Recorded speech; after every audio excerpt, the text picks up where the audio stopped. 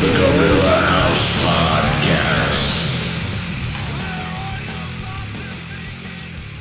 Hey everybody, it's Jerry Howard from Guerrilla House Productions. Welcome to Guerrilla House Podcast number 10. 1 year we've been going at it, and I have a special guest with me today. It's my main man, Grant Chase. What's up, buddy? Not much. It's good to finally have this happen. We've been trying to schedule this for a couple months. Yeah, since December, because we were going to talk about winter break. We had some, you had some issues, I had some issues, but we're here right now. We got some ice cold numero unos. Yes. We're going to do it. We got some numero unos. We also, I got a special gift from Gary. I got this little Underberg travel. So maybe at some point we'll have to stop and have an Underberg. Sure. So unless you want to have it now. No, not right now. No. Maybe that could be our celebratory at the finish. Yeah. The thing that's good is there's only two. That's it. Nobody can get us anymore. But Grant, do you remember how we met or how we got to know each other? I know it was at the Bev, It's but I don't definitely remember the pub. exactly how we met. Probably just sitting at the bar talking about movies. It was the Beverage Place pub, and then I ended up getting Monica's tickets for the Sounders, that's and I right, sat with right. you guys, and I got to know. That's where I got to know you even more. right.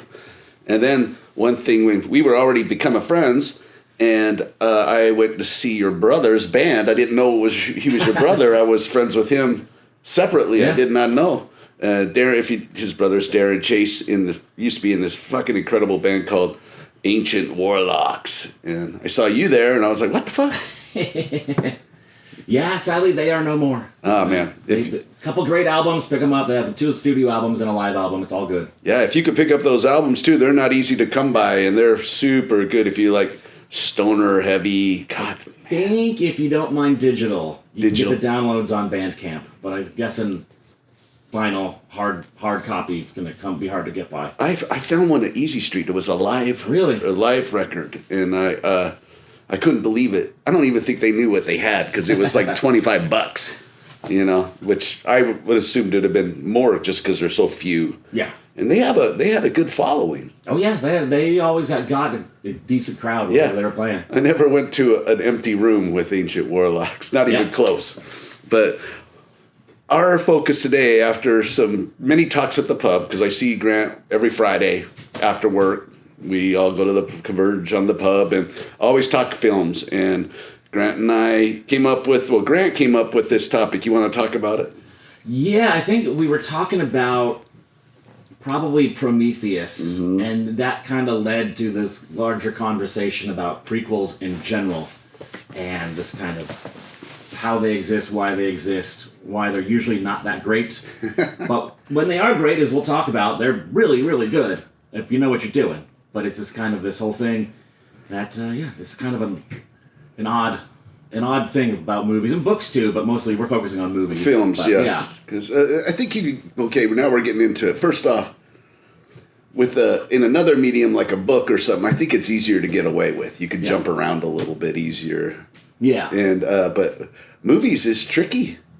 Yeah, it's, part of it is the actor's age, and it's, so if you're an actor and you're playing the part at 40, and that now you're 50, but you got to play your same character at 30, it's, it doesn't work. It doesn't. The de-aging technology is generally not good if they're going to pull that out. Oh my God. The only time I've liked the de-aging, and a lot of people don't agree with me, was The Irishman. Because, I know we're getting off track here, but we could talk about it real quick. The Irishman, if you recall. Yeah.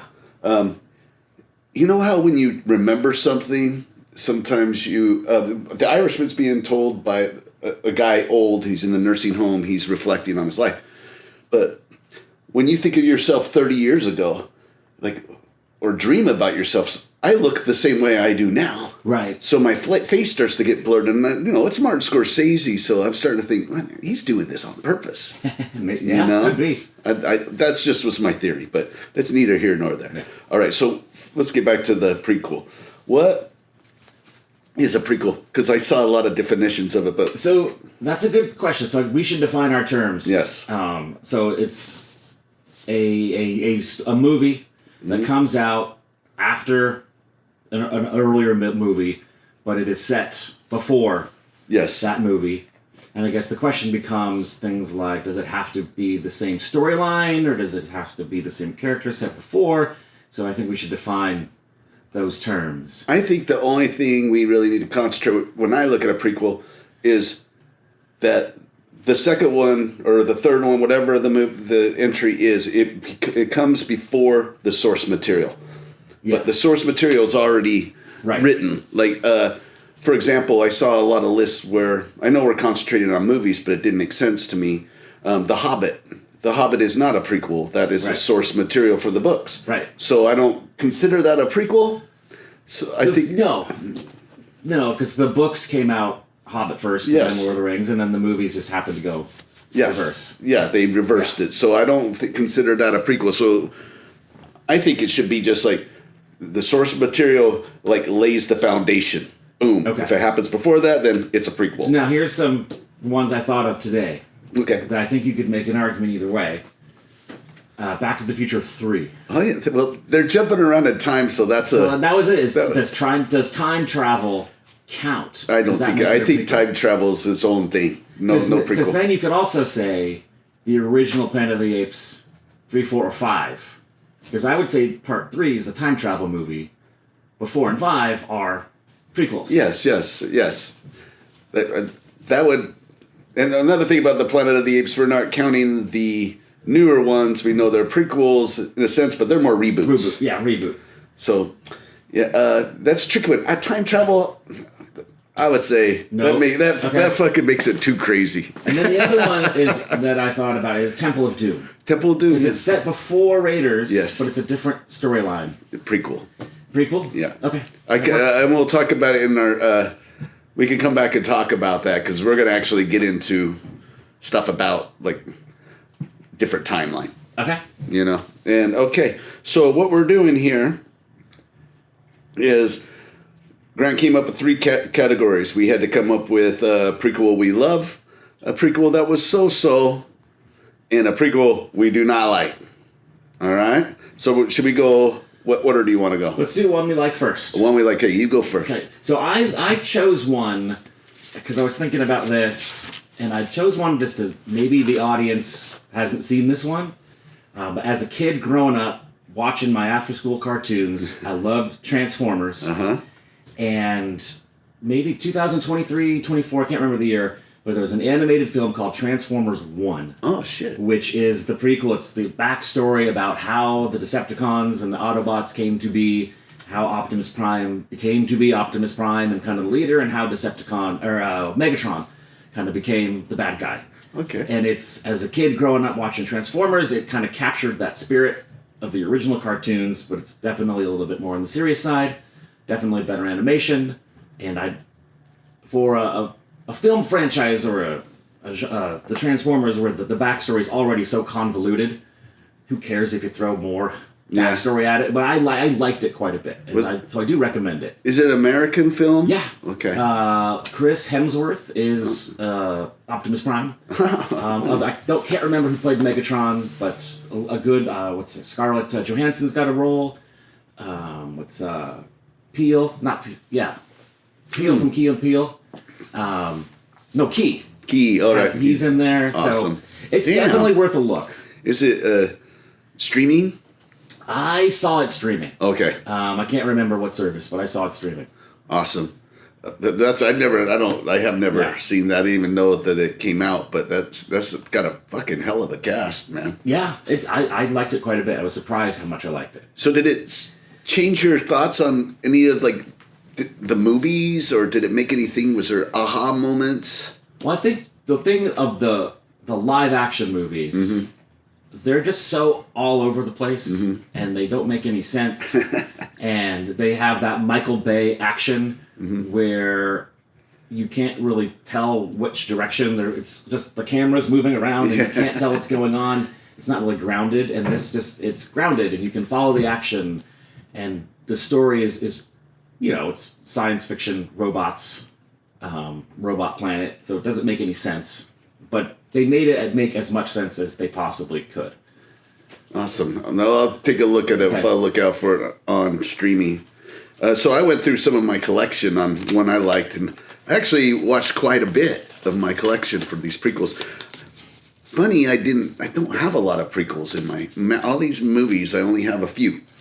And by the way, everybody, we forgot to mention this. We both, The Godfather Part 2, the could be a prequel. Half of the film is a prequel.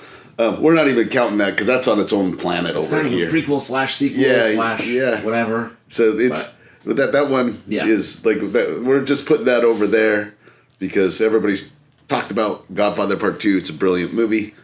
That's actually my favorite part is the Vito Corleone. But my favorite prequel, one I really like, is Pearl, directed by Ty West. Have you seen Pearl? I've seen it. No. Did you ever see X, the horror film? That sounds familiar. That was the first one, X, and they go to make a porno in this farmhouse, like in Texas and blah, blah, blah. And the people who are renting out the place end up being fucking weirdos. And it turns into a horror movie, like crazy-ass horror movie. So the old woman who is fucking crazy, we see her growing up. We get... Okay. And so she is... taking place in World War I, and it's funny, it's taking place during the Spanish influenza. So they're quarantined, there's people wearing masks.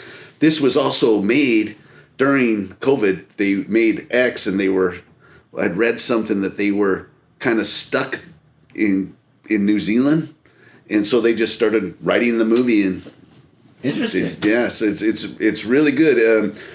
Pearl's like a dreamer, living life on the farm. She's married, but her husband's off to war. It's got a really big Wizard of Oz vibe. So I'm guessing it's World War I. World War I. If it's in the flu. 1918, I believe.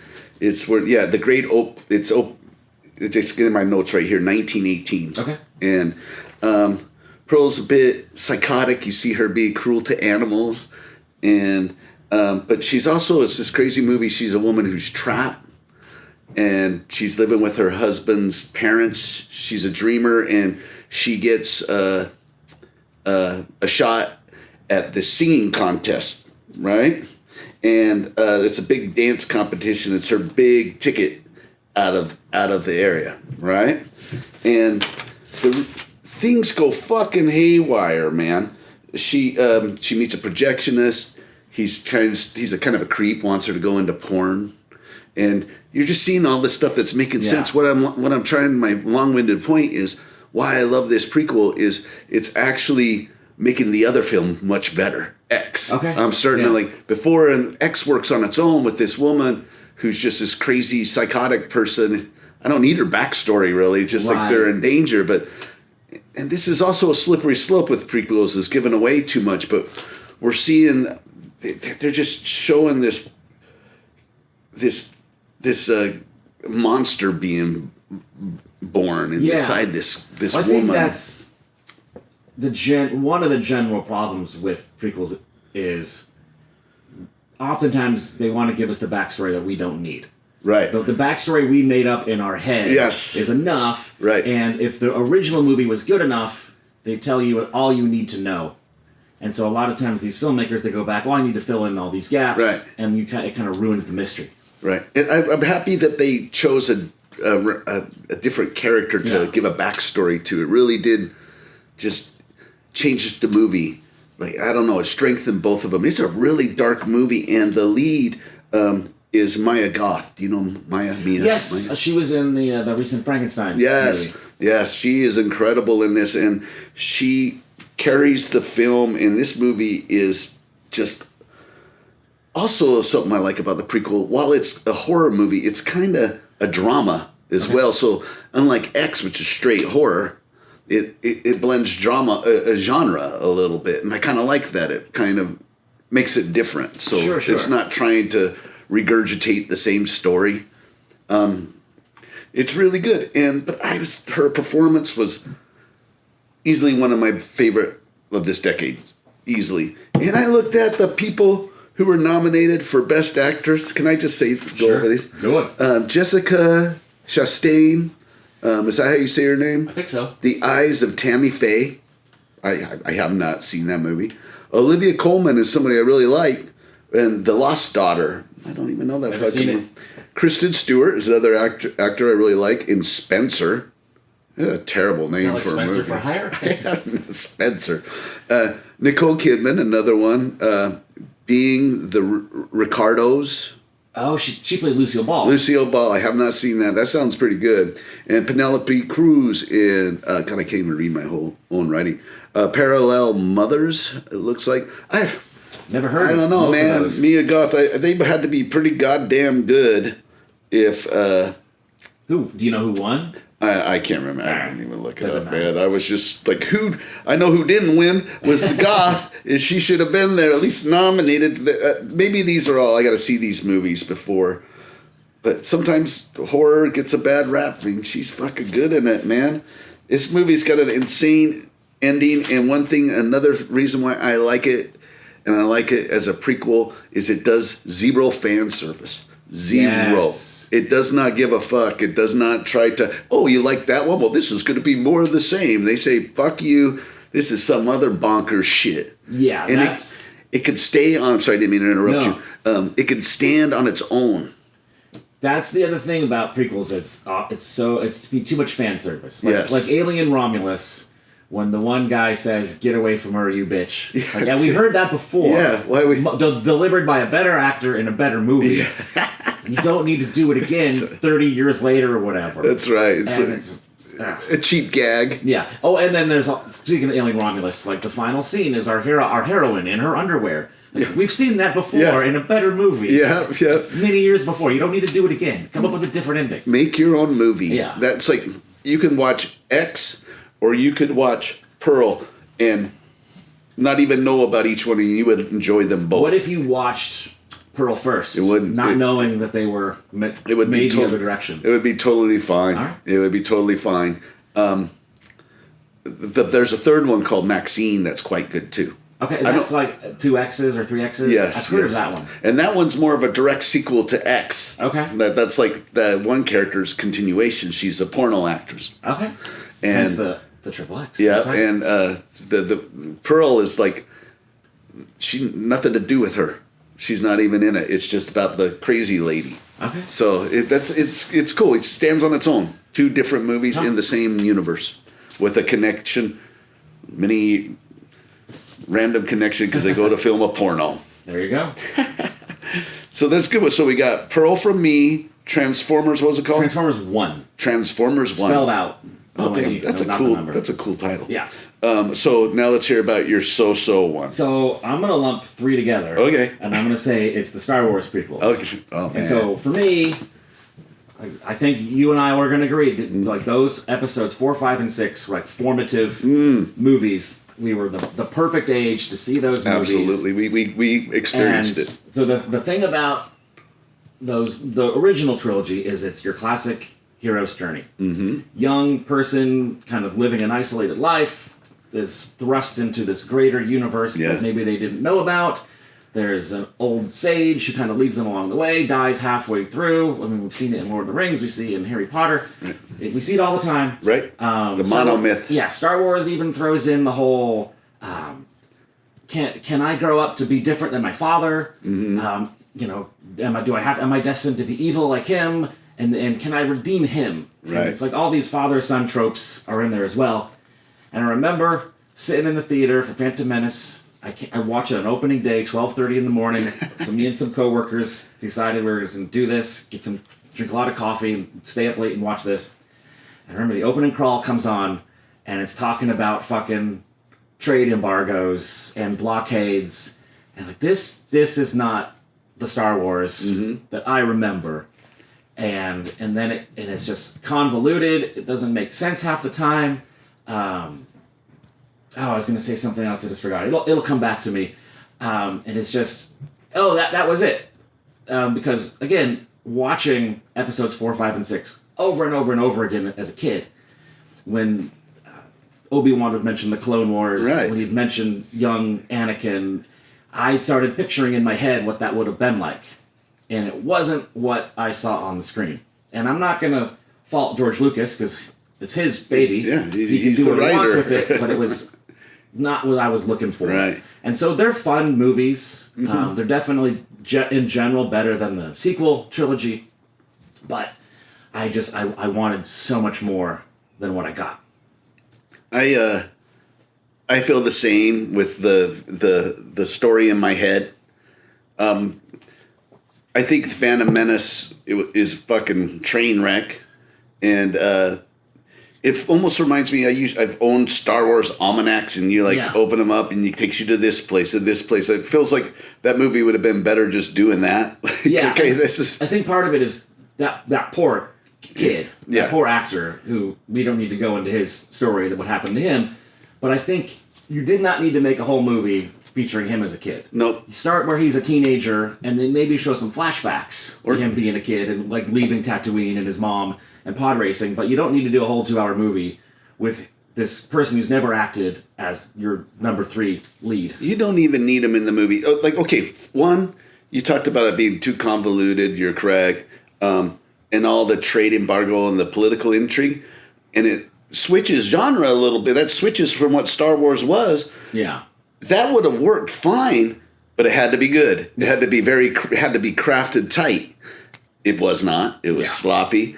Also, the Anakin, we didn't need him in it. And he owns C-3PO. He built C-3. That's some stupid shit. And then he's flying the jet at the end. The Darth Maul scene, fucking awesome. Right. They could have built those characters a little bit. Anakin could have came in. I don't even need to see. I wanted Anakin to be not. A whiny little bitch? Yeah, man. I wanted him to be tougher, maybe a little more evil.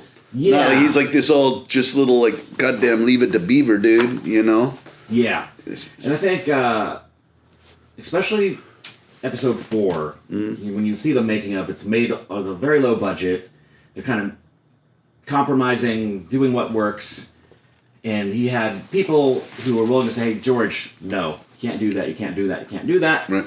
And when it comes time to the prequels, it's basically unlimited budget, and no one's going to tell him no. Nobody did. And he's not the best storyteller. He needs someone to tell him no, or at least help in the editing, like his wife helped in the editing. Oh, she saved the film. She's the original. She's a and when you read some of the stuff about the creation of the Indiana Jones first movie, and it's him, and it's Steven Spielberg, and it's I think it's Kasdan. Lawrence Kasdan. And they're talking, and George Lucas is just going off the rails, and it's Kasdan and Spielberg like generally reeling him back in. And with these episodes 1, 2, 3, he had no one to reel him in. He just goes off and says he has a lot of good ideas, and he doesn't have them controlled. Like Lawrence Kasdan wrote The Empire Strikes Back. He probably took all those ideas and structured them, made them, cinematic. Built character. I think the problem is he had too many good ideas. Yep. You need one to make a movie. That movie, Attack of the Clones, I think is worse than Phantom Menace. That is the worst of the 3. And that one's the love story. I mean, and again, that could work, but it has to be good. The love story could work in there, but not with those two actors. They're just not with George Lucas directing. Yeah. And now, Revenge of the Sith was actually, I think, a good movie. Oh, it's the best of the 3 by far. It's weird. It's kind of got some emotion to it. Yeah. Things happen a little fast. I didn't need to see Yoda fight. I didn't need to see him fight in other 2 movies. I would like to see more Dooku. I'm a big fan of the animated series. They do it all perfect. Yes. Anakin in it is perfect in it, and Count Dooku's scary, kicks some ass. I think, awesome. And also just Anakin turns to the dark side really fast. Yeah. And because he's not allowed to get married, I think they could have played that out better. And again, I think a better director for directing actors. It would have been cool to see. I didn't like to see him like. I wanted something to happen where he became vengeful, where he became angry, and he started like the sequel trilogy. Adam Driver would have been the perfect Anakin. But he starts being like using it. In Obi-Wan notices, and there's like more depth to it. There's more.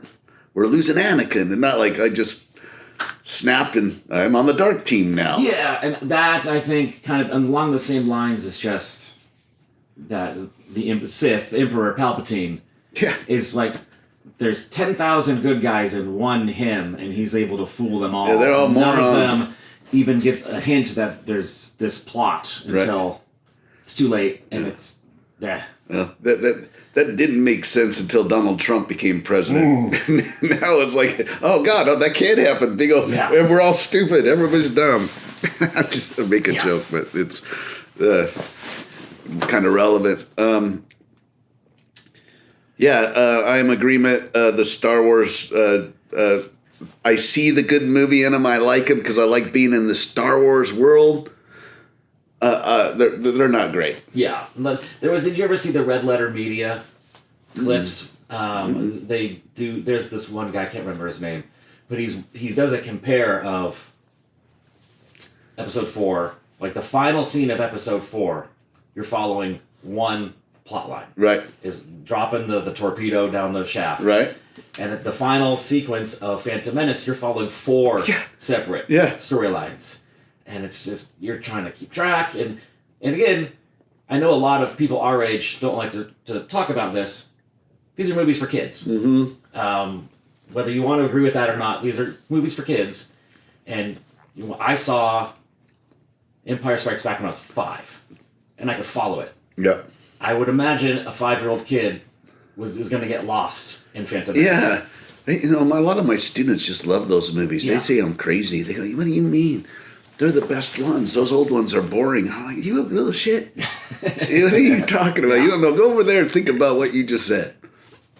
You Put him in the corner. Yeah. You can't be in a video production with me now. I'm just playing. But yeah, I agree. Was those the only 3? Do you got a couple more? Those are my so-so ones. I have some, when we get to the end, some honorable mentions that we can talk about, but that's what I put down for my so-so. Those are some good ones. I thought about and I packaged them together. That's totally, you have to. You can't talk about one. Yeah. You got to talk about all of them. Things I did like about that, I liked 3, and in Attack of the Clones, I found this perfect pattern on my DVD. You could skip all the love scenes. I've heard about that. And you just get with Obi-Wan snooping around the planet, and then he has his Jango Fett fight, and then it goes through the asteroid, and then it goes to the one Geonosis or whatever it's called, and then it's fucking dumb shit after that. And speaking of backstories we didn't need, Boba Fett. We don't need he's much better as this mysterious guy who just shows up.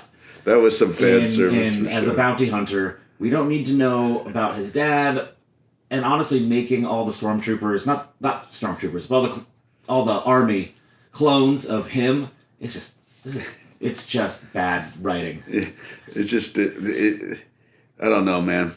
The animated series kind of saved the movies a little bit. The movies are kind of like bad episodes of the animated series. Yeah. But the animated series are pretty good, most of them. Okay, my so-so one, you and I have already had this discussion, is Prometheus. All right, I've got that on my one I didn't like. Okay, so should we just talk about why you didn't like it right now? Yeah, go ahead. Again, Alien is one of those formative movies for me. So I have this vivid memory of when it was on HBO. We didn't have cable or VCR. And so my mom had our neighbor tape it. It was on HBO. And then we borrowed the VCR and the tape. And so we had this thing, and I was 5, 6 years old at the time. And we got this. I'm super excited. I get to watch a movie. And that's like my mom's and dad are like, no, this is too old for you. You should not see this. Which made me want to see it more. Oh, hell yeah. And I have this memory of me in my, not being able to sleep. I'm so excited.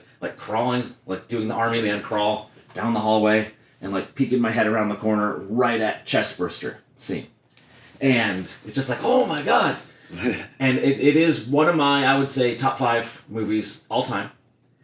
And so when I heard they're in Aliens, probably one of the best sequels of all time. One of my all-time favorite movies, too. Alien and Aliens. Alien 3 is better than a lot of people think. I agree. I recently watched the Assembly Cut on HBO. If you haven't seen it, check it out. I haven't seen it. I've seen very Alien good. 3 It's actually based on the original script. So it doesn't have a lot of the messing around. But anyway, Alien Resurrection. I like the director, and I wanted to like that more. Yes, same. Aliens versus Predator. The less said, the better. They're just there's a cartoons, man. And so when I heard that they were doing a prequel they're bringing back Ridley Scott, I was like, how can this possibly go wrong? And again, this is another one where me and some friends stayed up late. We went to like the midnight of the 12:30 showing, and it was just. We've talked about this. It's a good movie. It just should not be set in the Alien universe. Like if it was just. Here's we find evidence of thousands upon thousands of years ago some alien race created humanity. Let's go find it. All you had to do was take like Wayland out, Peter Wayland, don't have the chest burster thing. Pretty much everything else could be exactly the same. The other thing I don't like about it is that Alien, everyone in the movie. These are dumb people. They're truck drivers, and I don't mean that rudely. Yeah. They're blue collar. Yeah, they're not meant to be rocket scientists. Right, exactly. And they're faced with this alien, and every character in that movie makes the right decision based on their character. Mm-hmm. And it works. And then when we're watching Prometheus, it's just people are just doing dumb shit. The smart people are being dumb. Yeah. Hey, the air is breathable. Let's all take our helmets off. Yeah.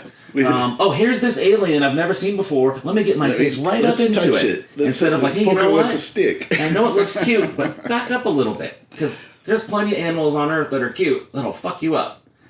And it's just smart people doing dumb things. And that is one of my biggest pet peeves in sci-fi movies in general. And Prometheus and Alien Covenant as well has had that in spades. I agree with everything you say. The movie fucking looks amazing, sounds amazing, and I disagree on one point. I think that taking place in the Alien universe is cool, but it doesn't have to be so noticeable. It should be more subtle. The Wayland Corporation, they're just not going to that planet over and over. They're all over the place. It just could be a different expedition. Like Alien Earth. Like they're just out looking for alien life forms. Exactly. Well, the new Predator. Yeah. And just like little subtle things. It doesn't have to nail you over the head. And a lot of things were working for Prometheus. It was becoming... I remember at one point in that movie going, oh, this is just going to be a trippy science fiction movie with weird ideas and everything. And it was grabbing another thread. It was adding more depth to the world. I was really excited about it.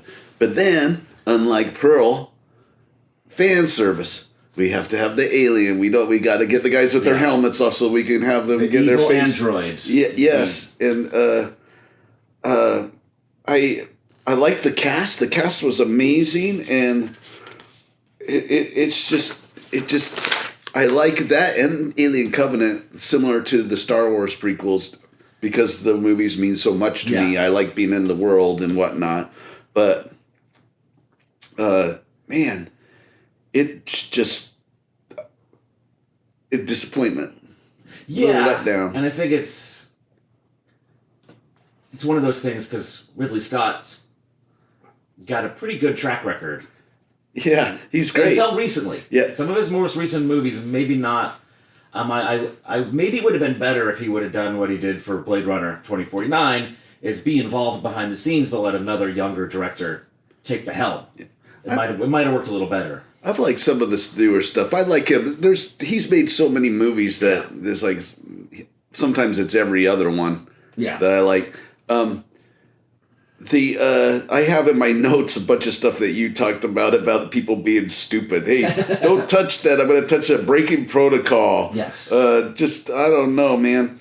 But the AI fear was there. This was a little bit before its time. It was going. That's what I was talking about. It was like really had potential to be a cool science fiction movie without needing Alien. If it wants to take place, if Scott wants to put it in that universe, fine. Blade Runner can take. There's fan theories that Blade Runner takes place in that universe too. Yeah, that's totally fine. And I like you talking about breaking regulations. That's something from Alien. Like Ash is breaking the regulations. Yeah, and you can see Ripley gets pissed. Yes. And then Lambert gets pissed at her. Yep. And then the captain is kind of, I don't want any part of this, but And then we learn later why he's breaking the regulations. Right. But now we know androids are evil in that universe. Right. Except Bishop. He's the good one. Yep, he's the little twist in the second one. Yeah. I have in caps right there, don't touch the the Cobra looking alien. The eyeball was a trip. Remember the eyeball? Yes. Yeah, that was a... Yeah. It just had things going for it. What was the other one? The geologist who makes the map. Yeah, yes, like Google Mapping. Gets lost. Yeah. He has the map. He's the guy who has the map. How does he get lost? Oh, when she gives herself the surgery. Yeah. Dude, that was so good. That was killer. Good. That's another one of those things where she goes from having that surgery to an hour later running at full speed. They must have pumped her full of some sort of painkiller. I think there's a good movie in there, but it's got such a shit ending. The act 3 of that movie is a disaster. Yeah. I would have just liked it if it ended and it was some trippy movie. Like, what the fuck was that? I want to go back and watch it again. Have you seen the cutscenes? So no. Apparently the original, it was going to heavily imply that Jesus was one of these engineers, and so in 2,000 years ago we killed him, and that is why the engineers or whatever were going back to exterminate humanity. That they sent this messenger of peace and love, and we killed him. And it's in the cutscenes. You can see it. I got the Blu-ray. Thank God somebody fucking. And I'm glad they cut that out. Yeah. But honestly, it would have been a better but very predictable ending. It just than what they had. It's so-so. That's a so-so. And then Charlize Theron, you can't run you have to run in a straight line. You can't turn left. Yeah. She's a bonus in this. But as soon as I see Charlize, I'm like, Charlize. She's one of my favorite actors. I love her. Prometheus. We wish it was better. Could be so much better. Yeah. Now let's hear about the one you don't. Is that? That's we the just one I talked. don't Okay. Like. That's the one I didn't like. We just transitioned into the one I don't like. Let's do it. Okay. Now this is. I have a weird thing about this movie because I actually kind of liked it, but I didn't like it, and I'm gonna explain. Okay. I'm talking about Psycho 4: The Beginning. Okay. So this is what I hate about prequels, is they give us the backstory of Norman, and we learn Norman has mommy issues and that Norman's really weird. No shit. It's just so predictable. I didn't need to know that. The mystery was a lot better, but we see the mom. We see why he gets all pissed off. Now, the thing that's weird is Pearl kind of did the same thing with the backstory about the lady who, how did she get so crazy? But it was done well. In this one, it's just like paint by the numbers, but it's kind of saved a little bit. Henry Thomas from E.T. plays young Norman, dude, and he hits it out. He's so good. He makes the movie interesting. His acting is good. So I have a weird thing. Like, I don't like this. This is what I hate about prequels. But damn, he's fucking good, and it has some fun moments. Mick Garris directed it. He's just a fun, low budget director. Another thing that tripped me out. It was produced by George Zaloom and Les Mayfield, who were the first people who ever hired me in Hollywood. I worked for those dudes. Yeah, So this is their Encino Man. They did it after when I started working for them. They had done Encino Man, which had like a $5 million budget and made like a bajillion dollars, and then they were set. And they still make movies today. I see their names pop up, but yeah, that was one thing. This John Landis has a weird cameo in it, and but it's just really a paint by the numbers. Just how Norman. He's also older. It flashes back, and he's calling in a radio show, giving his story. Is it Anthony Perkins? Yes, playing old Norman. Mm-hmm. And it's it's really weak. But but I like the movie though. That's weird. It's weird. It's what I don't like about prequels, but I kind of enjoyed it. Henry Thomas. And he's underrated. He is. I think he's one of those guys where he had his smash hit. Yeah. He's really, really young. Yeah. And then Hollywood just kind of writes him off. Yep. And he's gone for a while and then kind of comes back. You still don't see him very often, but when you do, he's usually pretty good. Yeah, he's just made up. He's still making money off E.T. Oh, yeah, those E.T. residuals are going to pay him for a long time.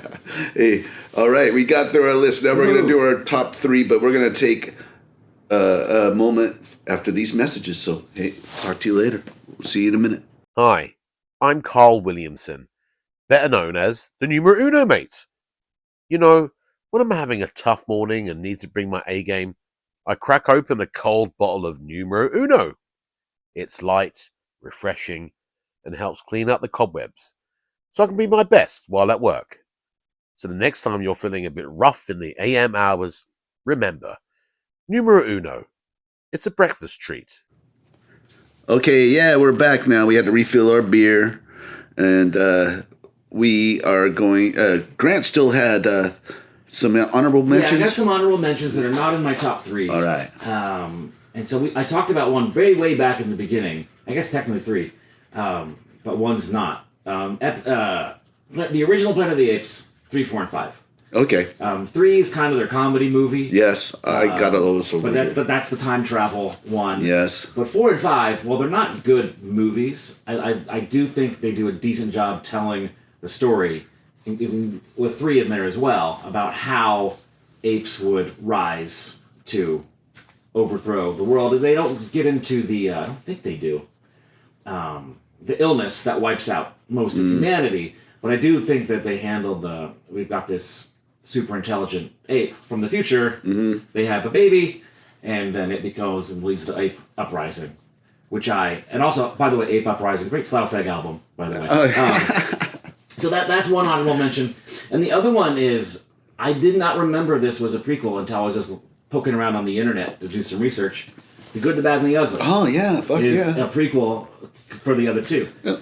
And I remember thinking that when I first saw them, but when we were talking about this, it never leapt out at me as, hey, that's a prequel. Yeah. And those 3 movies are just brilliant, and that's prequel. Yeah, the Good, Bad, and the Ugly actually is kind of like what I said we were going to talk about with Indiana Jones and the Temple of Doom. Yeah. It takes place in the universe. It's an independent story on its own. It doesn't connect to the other 3, except with the Man with No Name. Yeah. And God, the one thing that I loved about The Good, the Bad, and the Ugly was the first time I saw it, and the way they introduced each character was like its own short film. Yeah. And they're like, you're an hour into that movie, and then you're finally getting onto the plot because they introduce they do it opposite order. The Ugly, Eli Wallach, and he jumps out the window, and they freeze frame. And as a kid, when I saw that was like so stylish and slick. I'd never seen any fucking thing like that. I thought that was amazing. And then the Bad, when the guy pays him, and he, man, that's a good twist. And then, of course, the Good with Clint. I think that's also just a great way to introduce characters. So you can do the backstory for each character. Yeah. Then they're not interacting, and then suddenly now they all meet. I've been reading recently some of the old Robert E. Howard, Conan the Barbarian books, and some of those stories do the same thing. There's here's 20 pages of what Conan's up to, and then 20 pages about what some other person's up to, and then 20 about this, and then 60 pages in, now all 3 of them are in the same room together. Couple movies off the top of my head that do it. Martin Scorsese's Mean Streets. They introduce all the characters and the movie starts. Sorcerer. Yeah. They do that. And Sorcerer is really good. But yeah, now I might have to change my top. Okay, we're going to move forward. We'll talk about that later. I have one honorable mention. Do it. That you triggered something. Was the X-Men First Class. I really enjoyed that movie. Yes. I'm not a big superhero. I like superhero movies and stuff, but I don't obsess on them. But First Class was one I went out and bought, and I rewatch, and I really enjoy the film. I liked it because they the original X-Men movies, they couldn't do the costumes or something, or they didn't do the costumes, and I liked That's one of my favorite things about reading those comics when I'm a kid. Is they all have these very outlandish costumes. Right. So I like that they had their costumes on.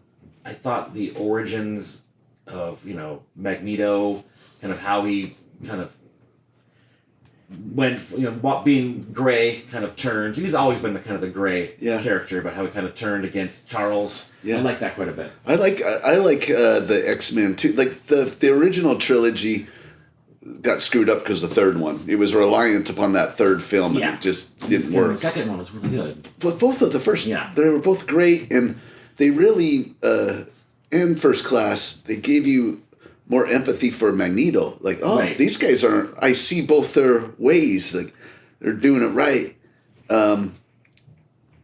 Also, I thought it was funny how I'm just waiting for Xavier to break his back. When's he gonna go into the chair, man? What's every little thing that happened? You're like, oh, is this it? Is this it? Was that? No, it was in the awful one, X-Men Apocalypse, where he loses his hair. Oh, dude, I saw that movie once. They kind of lost me. That First Class stands alone, though. Yeah. It can stand alone. Well, it was. This is an aside. You can cut this if you want. Sitting in the Cinerama watching X-Men Apocalypse. That was when I realized I think I have superhero movie fatigue. Yeah. Because I know all these characters are going to live. Here's yet another movie where our bad guy is like lifting some massive thing into the sky that he's going to potentially drop on everybody. Like, I've seen this 100 times. Yeah. Everyone's going to come out unscathed. I don't care. That's a problem with those movies. In films, what really brings the tension is really just life and death. Yeah. When people are fighting, bullets are flying, that makes your heart rate increase and you worry. But in the fatigue from superhero movies, like, I throw you through this fucking wall, I throw you through that fucking wall. It doesn't matter. You could throw him through goddamn 2,000 walls. I know he's going to get up and have some little quirk, and he's going to run fast and throw you through a wall. And I hate it. Yeah. I really hate it, dude. There's no stakes. Yeah. Or there's no realistic stakes. Yeah, those are the terrible ones, but they're not prequels, so we shouldn't talk about them anymore. But we're not cutting that. That was good stuff. So let's go to the top three. Are you going to do like in order, or does it have no order? An order? I didn't either. All number one. All right. So let me pick one superhero movie. Okay. The Captain America. Captain America. The one with Chris Evans, the first Captain America movie. I think it did a nice introduction to this character. It was nice, kind of a throwback to the past, the World War II and his kind of origins, and one of the better Marvel movies. I thought that the Captain America storyline, up until the recent one, was the most interesting in the Marvel. Like Winter Soldier, all those movies were Civil War. Yeah. Kind of the my favorite of the Marvel movies is Thor Ragnarok. Oh, yeah, that's funny. Not a prequel. Oh yeah, Captain America, the first Avenger one. Very cool. My first one I'm going to talk about is Rogue One. Okay. Rogue One, because I love Star Wars, and that it's the movie we didn't need, but we got it anyway, and it fucking delivered because it brought in different characters, and we got to care about them. Then they went on to do Andor, and it was just a whole other, like, man on a mission, like Dirty Dozen type thing. They brought in the Donnie Yen's character, and they started connecting the animated series with Saw Gerrera, and I just thought it could have been a disaster because it's essentially the Skrull from A New Hope. But it worked so perfect, and it didn't fucking cop out, man. The people died and shit. Yes, and that's on my top 3 list as well. Oh, nice. And so I liked a lot, mostly what you just said. I love the fact that it's a piece of backstory from A New Hope that is actually cool. How did they get these plans? Right. Because she mentions it very, very briefly. Yeah. So how did we get these plans? Yes. The stories that it adds were not bad stories. I don't, and we also learned why there's a design flaw. A little fan service there. Yeah. Why there's a design flaw. And the other thing I liked so much is there's no Jedi. Yeah. There's the Donnie Yen, is maybe a Force wheeler to some degree. Yeah. But there's no Jedi. And that's one of the things that's kind of my gripe is at the height. I was just nerd alert. The height of the Jedi of the New Republic or whatever, Old Republic. There's 10,000 Jedi. Right. We're talking about a whole galaxy. The average person in the galaxy has never seen a Jedi. Probably doesn't even know they exist. Right. It's kind of like us. When was the last time you saw a Buddhist monk? You know they exist, but you've never seen one.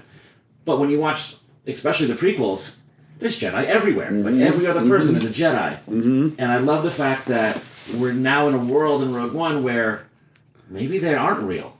And maybe this Force isn't a thing. And everybody looks at Donnie Yen like he's weird. And I love as he's kind of marching out, he's got his little mantra, the Force is with me and I'm one with the Force and all that. Like, that's what I liked a lot about it. Also, of course, we get to see Darth Vader be a badass. Oh, I know. That 2 minutes or whatever it is, there's the 2 or 3 scenes where he's a badass. You know, when I saw the movie at the theater the first time, and he choked. The choking. And I thought that was the fan service, and I was like, "But that was cool. Yeah. It was good to see Darth Vader." Then when he showed up at the end, I about pissed myself. I was like, "Oh my god!" I love. He's like force lifts the guy and like slams him against the wall, God. and he takes the lightsaber through the door, through the guy. It's totally scary. And it's like that's the Darth Vader I want to see. It would just, it just worked, and I loved how it took its time. The opening movie, the opening scene goes on before credits come on for a good while, where she has to hide. Yeah. And I love the costumes they're wearing. We got the samurai feel, and Mads is in it. It's a goddamn good movie, Rogue One, and I've watched it probably like 12 times now. Yeah, and then like you mentioned, Andor is amazing. Andor is the prequel to Rogue One. Yeah. And it's also very good. Yes, you're right. I mean, those movies like ground Star Wars. Yeah. And that's what I'm talking. The Phantom Menace. That's what we're going back to that. That's if they wanted to do all that political intrigue, they could have, and it would have been cool. Yeah. They would have pissed off some people, but fuck them. If you'd have done it, if it would have just been good, you might have won them over. Yeah. That it's different. Yeah, I don't know if you can do that in a 2-hour movie. Yeah, that's There's true. The reason Andor's 20 hours. Yeah, you'd have to do a trilogy. Television. Yeah. Okay, your second one. I have a feeling yours is going to be. You're going to have this one too. Furiosa. Yep, I got mine. That was my next one too. I like the fact that it's an anthology. Mm-hmm. We see 5 different little stories of her kind of growing up at different times of her life, and they all have their own feel. They all are heartfelt, and you mean it. Like when she's like with her mom, and you feel that. I love the fact they showed how she lost her arm, but you didn't see it. Right. All you see is she's hanging, she's chained up, she's hanging, you know that's how she loses her arm. A worse filmmaker would have had a 2-minute scene of her cutting it off. Yeah. And I just love the fact that they cut to the chain and there's just an arm. And so you know she's lost the arm, but it's not dwelling on it as a movie. They didn't need to have that gore in there. Right. They didn't need to dwell on that.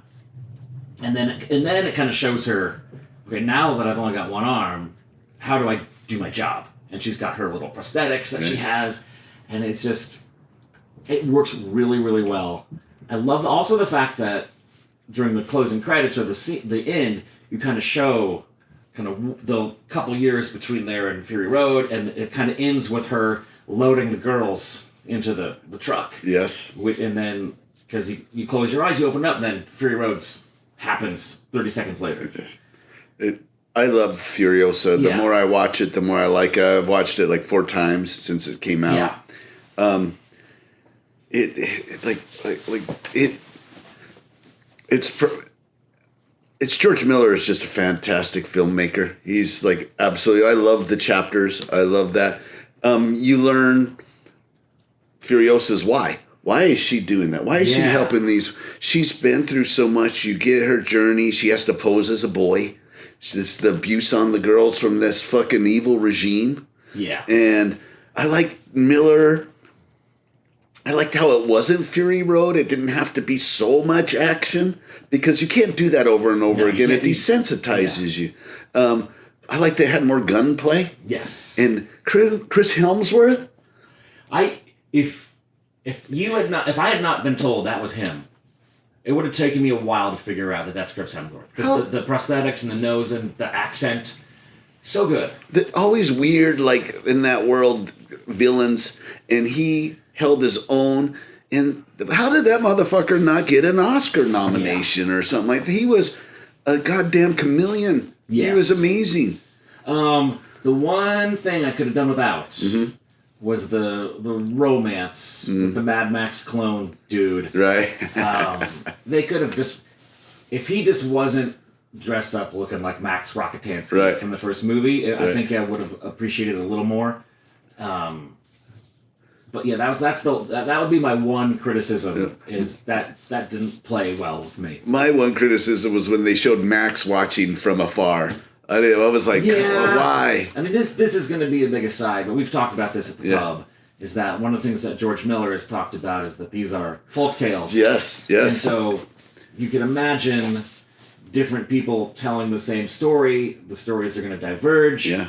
And so, like, some of the things I was thinking about was, I was reading a thing where one theory was that Fury Road is the Road Warrior, just told by a different tribe from a different perspective. And it made me start thinking about, so in Road Warrior, you have a muscle-bound guy leading a bunch of rogues out in the desert.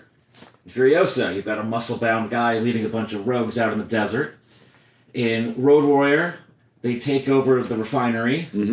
In Furiosa, they take over Gastown. Yes. So is the refinery Gastown? Just two different stories. There was one other that I thought, but it's like interesting that. I love how Miller does get into like that oral history, the culture of like Native Americans, probably Aborigines. The oral tradition of sitting around telling the story. So the stories do change. There's hyperbole, and like I was talking about with the Irishman, the memories get faded. They get blurred. Everything changes. What was it in Thunderdome? Yes. When he goes to the lost children, one of them, when she's telling the story of Captain Walker, the first thing she says is, "This story changes in the telling." Yes. Because every time you tell it, it's whether you want it, it's going to be a little bit different, especially if it's an oral story and you're not reading it. Absolutely. This story changes in the telling. Yeah, absolutely. And it's Miller nails it. I love Furiosa. I think that movie will get more love in 10 years. Yeah. And I had this experience over COVID. Stacy and I watched all 4 of the movies. And I was always liked Beyond Thunderdome for sure. But it's definitely the weakest of the bunch. And I understood Thunderdome a little better when I saw Mad Max, The Road Warrior, Thunderdome, and then Fury Road. If it had been just nonstop act, it was so different between Road Warrior and Fury Road. It was like the little, I come up for air. Yeah. I come up for air a little bit. And here's a group of people trying to form a society. Yeah. And it's not a perfect society by any means, but they're trying to. You don't have to roam the desert looking for gas. You just hang out here. You gotta follow our rules. You gotta follow Tina Turner's rules. Yeah. But we're trying to rebuild society of some Some resemblance. Yeah. But now if I added Furiosa after Fury Road, it's like a record. Yeah. Like these are the chapters in this great book Miller's writing. I hope he gets another one. I hope he makes another. I would hope so. I'd heard that they wrote Furiosa before they wrote Fury Road because they wanted to have her backstory. So as they were making the movie, all the actors and the producers, they would know the backstory, and then they just kind of crossed their fingers, hoping they'd get to make the movie at some point. I had read that Tom Hardy signed to do 3. I did read the book about the making of Fury Road, and he was a problem. I've heard that. And so it seems like they're going to switch over to Furiosa, which I'm totally okay with. Yeah. I'm okay with. Anya Taylor-Joy did great. I thought so too. Big shoes to fill with my... Yeah. With Charlize. Charlize is like my... Charlize's. She's beautiful woman. Amazing actress. She's my Charles Bronson. Yeah. So we'll watch anything with her with action. I like her. Atomic Blonde, I know that's a flawed movie, but I fucking love that movie. Yeah, It's they're- just so weird and Kind of trying to do a John Wick yeah. Well, rip off. it's the director who did John Wick. Is it? Okay. Yeah, yeah. It's his. He branched off, and there was 2 directors of John Wick, and one stayed on to John Wick's, and this other guy, David Leitch or something like that, he went on to do Deadpool 2. He did Atomic Blonde. He did Fall Guy, which is a really good one. And he did Bullet Train. Love that. That is so Love good. Bullet Train. It's so really So good funny. movie.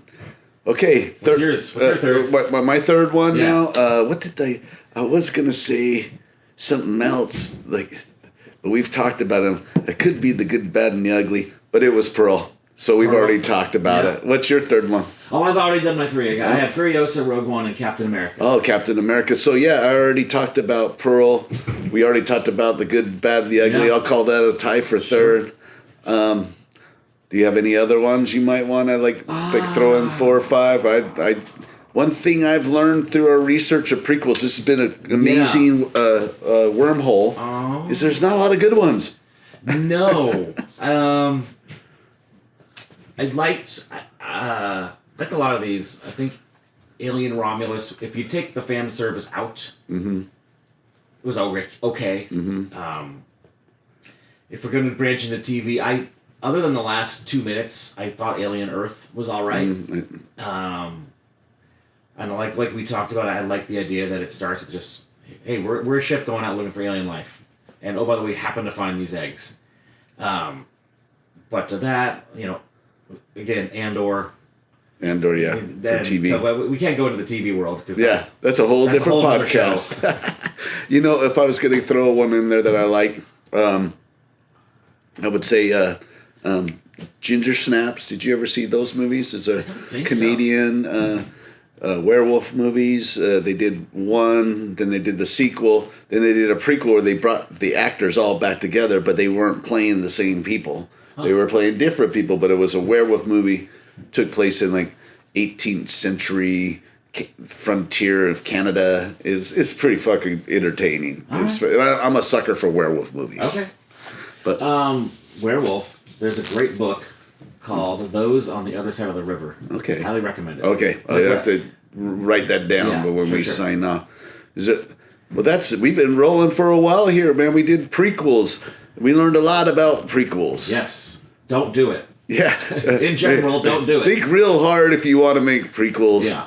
We don't need to really hear the backstory of Darth Vader. Or Boba Fett. We don't need these things. We can just leave it to our imaginations. If you're going to do it, come up with something original. Come up with something that stands alone. Come up with something that's fun. Then it adds to the other movie, not subtracts or cheapens it. Oh, we forgot to mention the terrible The Thing prequel. That's the worst one. Oh, so that might be the worst one ever. I heard about that is they were originally going to do physical effects. Yeah, they did. They did physical effects, and then the studio said you got to do that with CGI. Oh my god! I think that would have made it better. We're sponsored by Adobe. We need to do After Effects. Wow. That's kind of the problem with the general is it's the same story. We've seen that story. Do a different story. Yeah. It could I don't know if you ever played the video game. No. Very good. Yeah. It's a sequel to the first movie. But Nice. If they would have stuck with that, it could have been better. Sounds like Stacy's vacuuming upstairs, man. So we are downstairs at Audio Guerrilla problems. House. So I guess that's our signal to sign off. Let us know if you have any comments about prequels. We love prequels.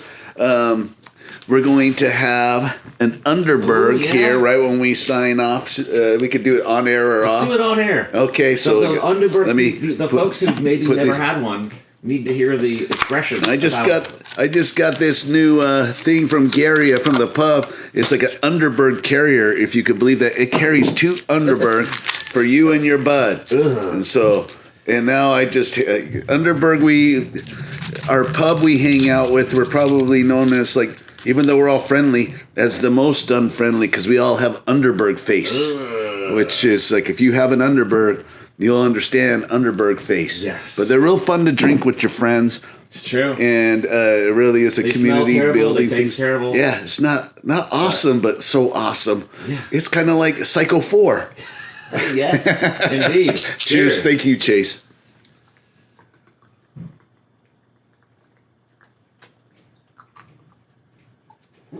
Oh. Oh my God. Yeah. Hey, in some places in Seattle, they put little straws in their fucking Underberg. I have heard that. This is fucking weird. It is weird. There's also a coffee one. Oh, Coffee have you Underberg. tried the coffee? I've not tried it. I don't want to try the coffee. That just gives me They the have fear. the Jello shot, Underberg Jello shots. Oh yeah, I've Those are tried actually those. pretty good. Yeah, that's Black good. cherry, not bad. Yeah. Hey, we're not dissing on Underberg. We like Underberg, Yeah. but you'll understand. It's fun, but it is an acquired It's taste. like a spicy Jaeger. Yeah, and yeah, and the only thing besides beer you can get, well, I guess you get wine at the pub. wine. And seltzers Yeah, and seltzers stuff like but- that. Mostly beer. All right, my man. Thank you for thanks. coming Thanks over for to having me, Guerrilla yeah. House. And now Jedi is making some food upstairs, so we're gonna go Awesome. eat. So Woo. we'll see you guys next time. Later.